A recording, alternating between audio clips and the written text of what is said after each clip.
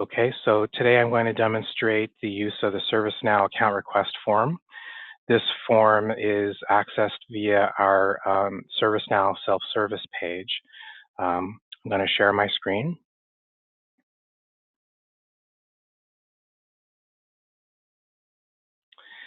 And in my screen here, I'm basically, at the moment I'm on the stage server, but I am showing you that under from help.ucsf.edu, you and actually anybody would be able to go to accounts access and email.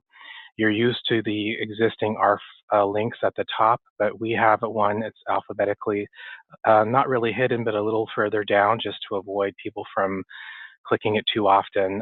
It's called ServiceNow Account Request. And it does specifically mention to you that this is for elevated access to the ServiceNow application, which grants a license and roles. And it is important that adding a user to an assignment group does grant them elevated and licensed access to ServiceNow and things such as incident change, configuration, even the MCSS custom application, etc. We also want to stress that for those users who don't need that elevated access, just like today, there is no need to fill this form out. If they're going to be using help.ucsf.edu to submit tickets and requests, they don't need to go through this process. Nothing has changed in that regard. So as a group manager, filling out this form would actually immediately perform these actions. So if you have a brand new staff person, for instance, as long as they are active, if they have a user record in our system, so say they were granted a UCID today, you may have to wait till tomorrow for them to be active in ServiceNow. But as soon as they have an active user record in ServiceNow, you'll be able to find that name. So for instance, if I have a new staff person named Jason Lin, I'm able to find this person in the requested for. I select them. In this case, they're not a new person, but if they were, you would see nothing under this section here that says current ServiceNow assignment groups. But because they are an existing person, we're giving you some information about what groups they are in today. There is a, we have, for instance, Jason is ITSM technical. He's also in this Apex group, and he's in this MCSS group. Again, this is just test data. But it does tell you that we have a parent structure to our assignment groups. So this is Enterprise IT. This parent is in the Apex parent, and MCSS doesn't have a parent. But we also provide the manager name. So if somebody is trying to add themselves to a group, they're going to see that information a little further along. But as an example, when you put in Jason, you already know this person's in these three groups. So then you come down to the action section. So this is required. Are you adding somebody to a group, or are you removing somebody from a group? So in this case, we're going to say remove. And if you say group to remove, if I just start typing ITSM, you're going to see that the only group that I can remove this person from is that group. Or MCSS, the only group I can remove them from is the Safety Office EHS1. You can do the type ahead here, or you can go click the Lookup Using list, which does a pop-up, and it shows you the three groups this person is a member of.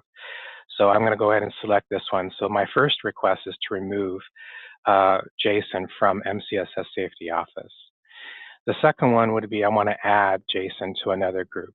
Here it gets a little more interesting because you have basically as a requester, you can select any group. So if I want to request to add this person to the ITSM process group, for instance, I select that group, and you can continue up to 5 different groups. If you need to add or remove this user to more than 5 people, you will have to submit a second request. So when you get down to the 5th action here, it will remind you that you can only do 5 actions. Most people are only doing 1 or 2. If there is multiple actions, you will have to submit 2 tickets. So in this particular example, again, Sean is requesting to add Jason to MCSS Safety Office and remove from MCSF Safety Office and add to ITSM process. So I'm going to click Order Now, and once this is ordered, again, this is on my stage server, it does give me the same type of ticket number. So I'm going to pop back over to show you what this ticket looks like when it's after it's been submitted.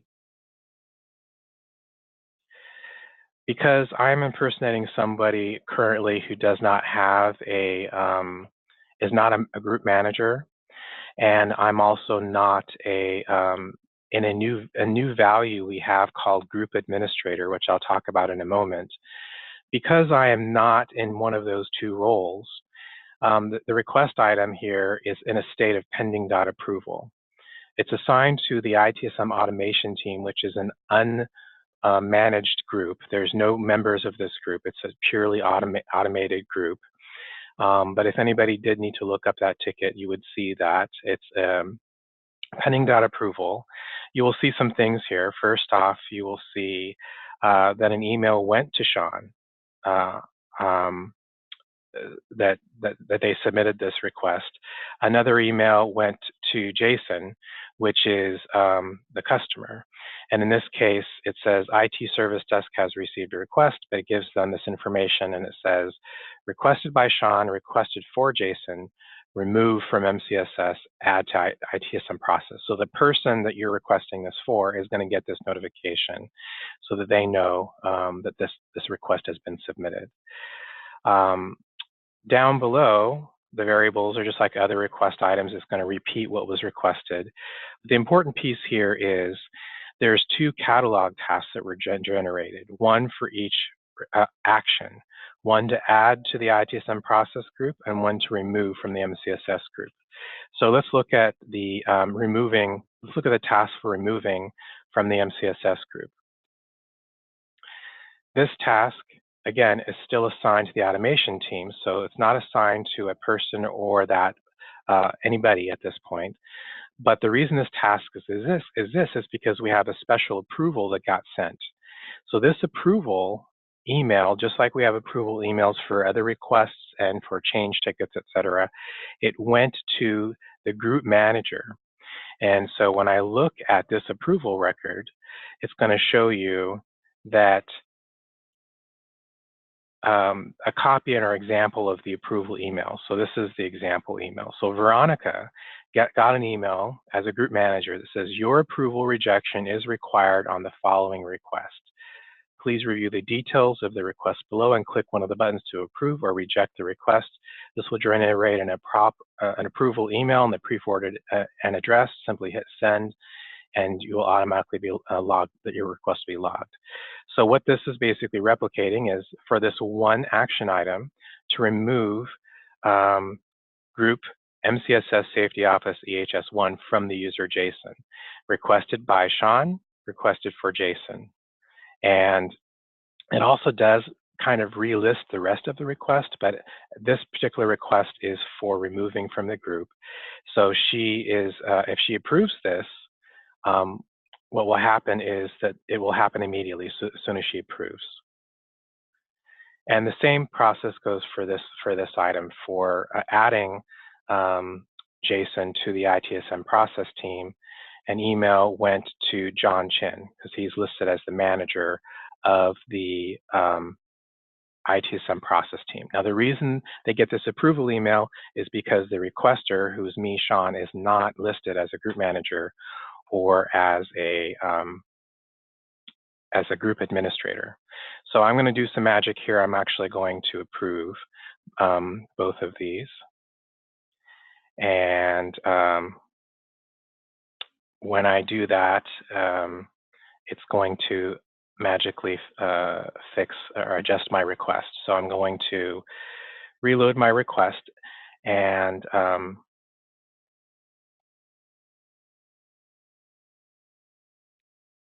it takes just a moment. And the request will be marked as closed complete. And so this is all done merely because both of those tasks were either rejected or approved. They can make that decision on their own.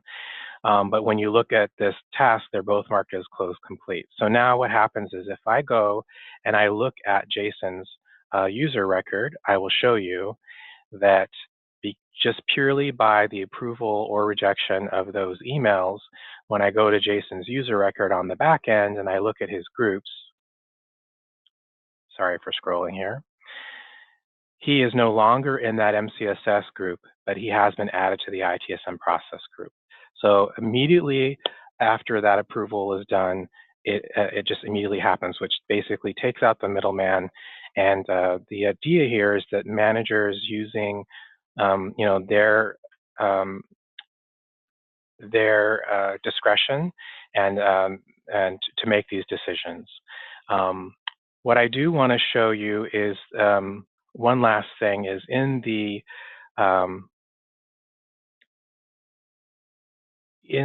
item for I'm sorry. So let me come back over here, and I'm going to do a slight adjustment here. I'm actually going to impersonate a group manager. So in this case, I'm going to impersonate John. And we're going to go back to that request, and I'm going to submit it as John. And if I come back again under Accounts, Access, and Email, scroll down to ServiceNow Account Request, I'm now submitting this as John. So now because John is listed as a ServiceNow Assignment Group Manager, as soon as I'm going to pick on someone else, I'm going to say pick on Ian Gwynn. And when I pick Ian Gwynn, notice that Ian is a member of 3 groups, and John is not. And John is the manager of one of these groups. He's the manager of this ITS HCL Tower Leads group, but he's not a member of. He's not a manager of, say, the network group here. So even though he's not a manager, I'm going to he's not the manager of that group. I'm going to request that he be removed from this particular group. And I'm also going to add him to another group. So again, John is a group manager. He's requesting this user be removed from a group that he's already in and added to a group that he's not in. So now we're going to order this, and I'm going to show you the distinction. The first example was as somebody who's not a group manager. This example is where they're a group manager. So I'm going to come back here and re-impersonate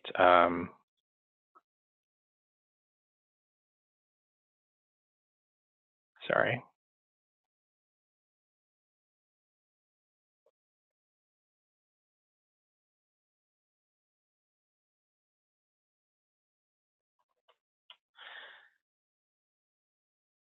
And I'm going to pull up this ticket, and you will see that this ticket is automatically closed complete. So because John is a group manager and he submitted the request, it already did all the work. Everything is marked as closed complete. So the reason being, it's that John Chin is pre-approved. So the approval email did not actually go to John. It just did the work. It's still tracked in 2 tasks, but now when we go look up Ian Gwynn, you're going to see that he is I'm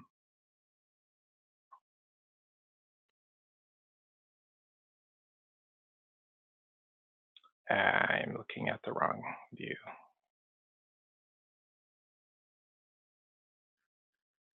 You're going to see that he has been adjusted in these groups. Well, I'm having some technical issues, but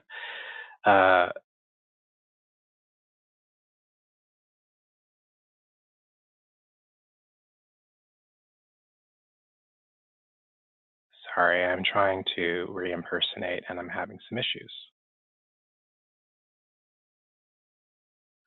with my stage environment. But the idea again is that there is no no lag for a group manager to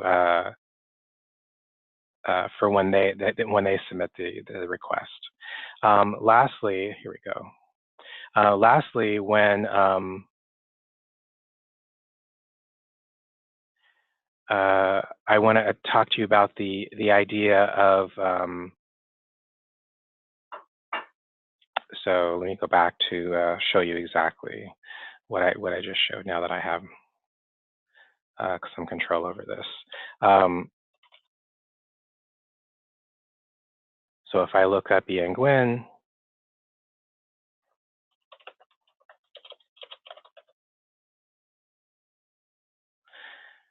as submitted by John Chin, a group manager, you will see that his he was removed.